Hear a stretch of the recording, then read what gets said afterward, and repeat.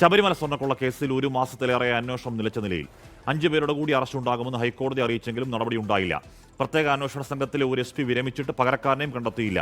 നിലവിലെ അന്വേഷണം തൃപ്തികരമാണോ എന്ന് തീരുമാനിക്കുന്നതിൽ പുതിയ സർക്കാരിന്റെ നിലപാട് നിർണായകമാകും. ഷഫീദ് റാവുത്തർ ഒരുങ്ങുമ്പോൾ ചെയ്യുന്നു. ഷഫീദ്, നമ്മൾ അന്ന് തന്നെ പറയുന്നുണ്ടായിരുന്നു, ഇപ്പോഴും ഈ പറയുന്ന രീതിയിൽ ശബരിമല ക്ഷേത്രത്തിൽ നടന്ന കൊള്ള ഏത് രീതിയിലാണെന്ന് അറിയുന്നില്ല, അതിൻ്റെ മോഡസ് ഓപ്പറാണ്ടി എങ്ങനെയാണെന്ന് അറിയുന്നില്ല, അവിടുന്ന് എടുത്തുകൊണ്ട് പോയ സ്വർണം എവിടെ കൊണ്ട് വിറ്റു എന്ന കാര്യം എന്ന് പറഞ്ഞാൽ ഒരു അന്വേഷണത്തിൽ ഉണ്ടാവേണ്ട പ്രാഥമികമായ ഒരു കാര്യവും ഇപ്പോഴും ദുരൂഹമാണ്. ഇന്നലെ ആ കേസിൽ അവസാന പ്രതി ജാമ്യം കിട്ടിപ്പോയി, കുറ്റപത്രവുമില്ല, ഒന്നുമില്ല. ഷഫീദ്.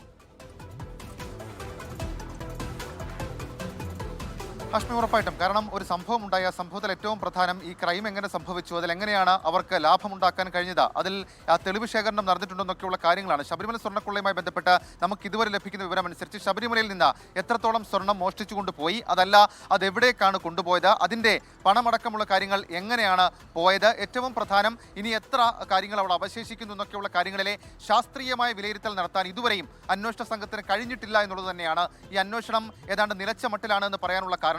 ഏതാണ്ട് 3 മാസമായി അറസ്റ്റ് അടക്കമുള്ള മറ്റ് നടപടികളിലേക്ക് അന്വേഷണ സംഘം കടന്നിട്ടുമില്ല. മാത്രവുമല്ല, ഏറ്റവും ഒടുവിൽ ഹൈക്കോടതിയിൽ ഇക്കാര്യത്തിൽ റിപ്പോർട്ട് നൽകുമ്പോഴും പറഞ്ഞത് 5 പേരുടെ അറസ്റ്റ് അത് പെൻഡിംഗ് ആണ് എന്നുള്ളതാണ്. പക്ഷേ ഏതെങ്കിലും തരത്തിൽ അറസ്റ്റിലേക്ക് അന്വേഷണ സംഘം പോകുന്നതായി നമുക്കിപ്പോൾ കാണാൻ കഴിയുന്നില്ല. മറ്റൊന്ന് കുറ്റപത്രമായിരുന്നു. ഈ കുറ്റപത്രത്തിന്റെ ഡ്രാഫ്റ്റ് ഉൾപ്പെടെയുള്ള കാര്യങ്ങൾ തയ്യാറായി എന്ന് അന്വേഷണ സംഘം 1.5 മാസം മുൻപ് പറഞ്ഞതാണ്. പക്ഷേ ഏതെങ്കിലും തരത്തിൽ കോടതിയിൽ കുറ്റപത്രം എത്തിക്കുന്നതിലേക്കുള്ള നീക്കങ്ങൾ അന്വേഷണ സംഘത്തിന്റെ ഭാഗത്തു നിന്നും ഉണ്ടായിട്ടില്ല.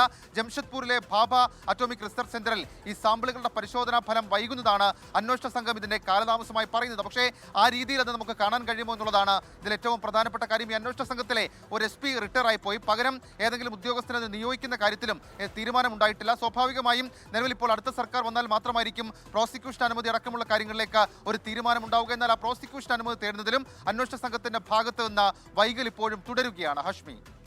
ഓക്കെ, ഷഫീദ് റാവുത്തറാണ് വാർത്തയുടെ വിവരങ്ങൾ. പ്രോസിക്യൂഷൻ അനുമതി തേടുമ്പോൾ മാത്രമാണ് നൽകണോ വേണ്ടയോ എന്നുള്ള കാര്യത്തിൽ സർക്കാരിന് തീരുമാനം എടുക്കാൻ കഴിയുക. ഇത് അന്വേഷണ സംഘം ആ പ്രോസിക്യൂഷൻ അനുമതി തേടുന്നേ ഇല്ല.